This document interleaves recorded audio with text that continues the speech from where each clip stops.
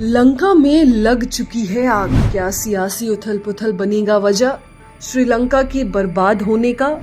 क्या भारत में भी दिखेगा इसका असर? नमस्कार, स्वागत है आपका हमारे चैनल पे।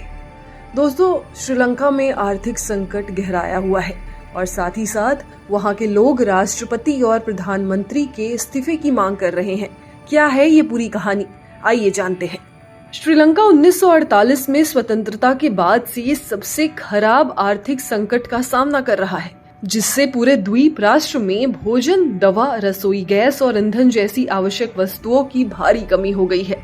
आर्थिक संकट से विशेष रूप से खाद्य सुरक्षा, कृषि आजीविका और स्वास्थ्य सेवाएं प्रभावित हुई है। श्रीलंका खाद्य और कृषि संगठन द्वारा नामित कुछ देशों में से एक है, जहां इस साल अपेक्षित वैश्विक खाद्य कमी के कारण लोगों को खाद्य संकट का सामना करना पड़ सकता है।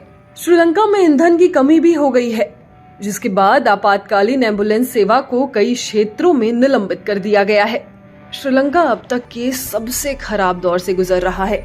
वहीं दूसरी ओर श्रीलंका में सरकार के खिलाफ प्रदर्शनों का सिलसिला जारी है। राष्ट्रपति गोटाबाया राजपक्षे और प्रधानमंत्री रानिल विक्रमसिंघे के आवासों पर प्रदर्शनकारियों ने कब्जा जमा लिया है। यहाँ तक कि वीडियो भी वायरल हो रही है कि राष्ट्रपति आवास के स्विमिंग पूल में प्रदर्शनकारी मजे कर रहे हैं।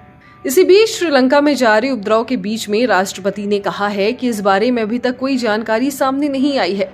अब सवाल ये उठ रहा है कि श्रीलंका में जारी उपद्रव शांत कैसे होगा और पड़ोसी मुल्क के पास कुछ है विकल्प श्रीलंका के इस उपद्रव को कम करने का?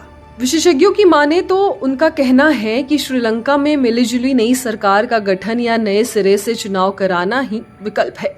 ऐसे में अराजकता उफान पर है और देश को चलाने के लिए जरूरी धन की कमी है, ईंधन संकट बरकरार है, लोगों के पास मूलभूत जरूरी सामानों की कमी है, तो देश में कोई उपाय कारगर होंगे, इस बारे में भी साफ तौर पर कुछ भी कहना जल्दबाजी होगी।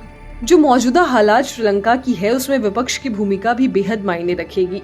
श्रीलंका के मुख्य विपक्षी दलों की ओर से सर्वदलीय सरकार की स्थापना पर आम सहमति बनाने के लिए रविवार को एक विशेष बैठक आयोजित भी की गई। अब देखना ये है कि आगे श्रीलंका की क्या स्थिति होगी और इसका भारत पर क्या असर पड़ सकता है या फिर दूसरे पड़ोसी देशों पर। खैर, जो भी हो, फिलहाल हम यही कह सकते हैं कि श्रीलंका की आर्थिक संकट जल्द से जल्द दूर हो और वहाँ पे शांति वापस से पुनर्स्थापित हो।